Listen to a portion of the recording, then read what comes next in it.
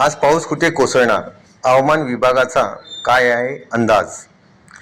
हवामान विभागानं वर्तवलेल्या अंदाजानुसार राज्यातील मध्य महाराष्ट्र, विदर्भ, मराठवाड्यासह मध्य प्रदेश आणि छत्तीसगडमध्ये सोसाट्याच्या वाऱ्यासह हलका ते मध्यम पाऊस पडण्याचा अंदाज आहे.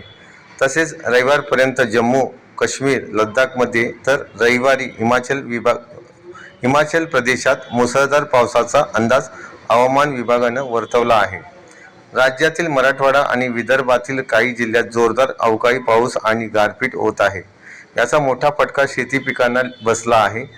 अनेक ठिकाणी आंब्याच्या बागांचं मोठं नुकसान झाल्याचं पाहायला मिळत आहे. मोठ्या प्रमाणात झाडावरील आंबे वादळी वाऱ्यामुळे आणि पावसामुळे खाली पडले आहेत, तर दुसरीकडे लिंबू आणि भाजीपाला पिकांचं देखील मोठं नुकसान झाल्याचं पाहायला मिळत आहे.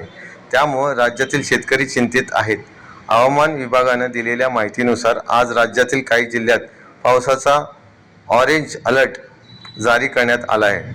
यामध्ये वर्धा आणि वाशिम जिल्ह्यात समावेश आहे. त्यामुळे या पावसाच्या पार्श्वभूमीवर नागरिकांनी योग्य ती खबरदारी घ्यावी, असं आवाहन प्रशासनाच्या वतीनं करण्यात आलं आहे. तर राज्यातील इतर काही जिल्ह्यात पावसाचा येलो अलर्ट हवामान विभागानं जारी केला आहे. त्यामुळं या पावसाच्या पार्श्वभूमीवर शेतकऱ्यांनी त्यांच्या कामाचं योग्य ते नियोजन करावं, जेणेकरून वादळी पावसाचा फटका बसणार नाही.